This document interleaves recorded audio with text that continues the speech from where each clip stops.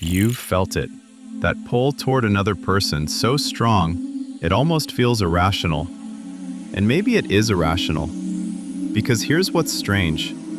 Love causes more suffering than almost anything else in human life. Heartbreak, obsession, jealousy, loss. So why do we keep chasing it? Psychologists don't have a clean answer, but neuroscientists, philosophers, and evolutionary biologists have been wrestling with this question for decades. And what they've found might completely change how you think about every relationship in your life. Let's start with your brain. When you look at someone you love, your brain's ventral tegmental area lights up, the exact same region triggered by cocaine. This was confirmed by neuroscientist Helen Fisher using fMRI brain scans. Love isn't just an emotion, it's a neurological event. And Fisher discovered something even more interesting. Humans have not one, but 3 separate brain systems for love: lust, attraction, and attachment. They can operate completely independently of each other, which explains why love is so maddeningly complicated.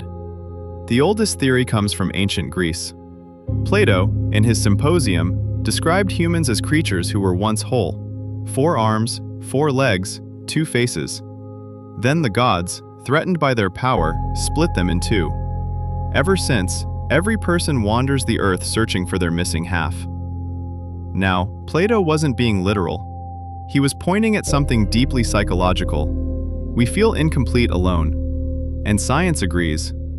Attachment theory, developed by John Bowlby, shows that humans are wired from birth to seek deep emotional bonds. Without them, we don't just feel lonely, we literally deteriorate. Studies on orphaned infants show that babies who receive no human touch or bonding, even when fed and sheltered, can fail to thrive and die. This condition is called failure to thrive syndrome. We don't just want love, our nervous system requires it. But German philosopher Arthur Schopenhauer had a far less romantic take. He argued that love is essentially nature's manipulation. We think we're falling for someone's soul. In reality, our biology is running a program. Find a mate, reproduce, continue the species. The euphoria of new love? Dopamine flooding your reward system. The obsession? Norepinephrine spiking like an alarm. The feeling that this person is the one. Oxytocin rewiring your brain to bond. And once those chemicals fade, Schopenhauer said, we're thrown back into our ordinary suffering selves, wondering what we ever saw in that person. Brutal. But is he wrong? Neuroscience shows that early romantic love activates the same brain regions as cocaine addiction. Helen Fisher's research confirmed that people rejected in love show activity in brain regions associated with craving and addiction withdrawal. Heartbreak isn't just emotional pain, it's chemical withdrawal. Bertrand Russell offered something more hopeful. He believed humans build walls around themselves, out of fear, out of pain. And love is one of the few forces powerful enough to break those walls down. It pulls us out of isolation. It makes us feel alive in a way nothing else quite does. This maps onto what psychologists call self-expansion theory, developed by Arthur and Elaine Aron. When we fall in love, we literally expand our sense of self.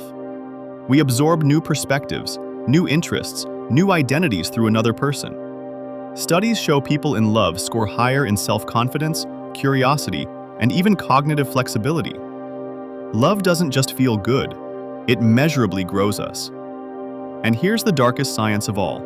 Loneliness has the same mortality risk as smoking 15 cigarettes a day. Research by Julianne Holt-Lunstad found that social isolation is one of the strongest predictors of early death.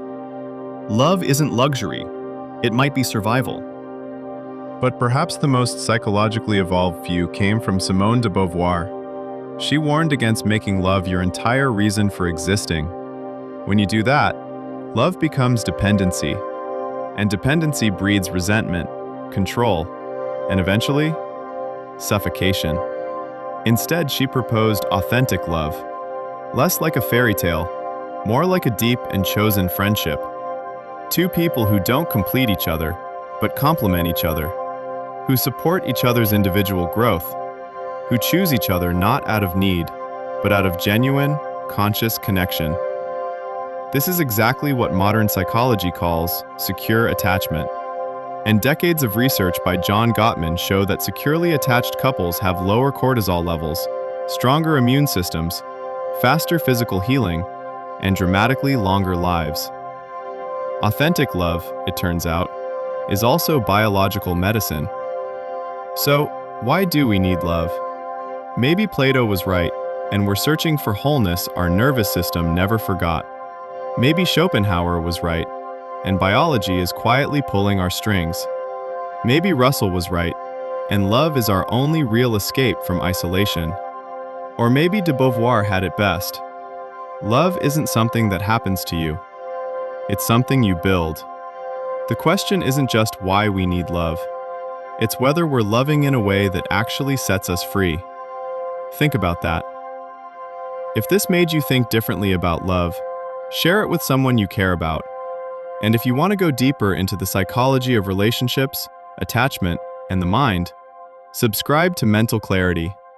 New video every week.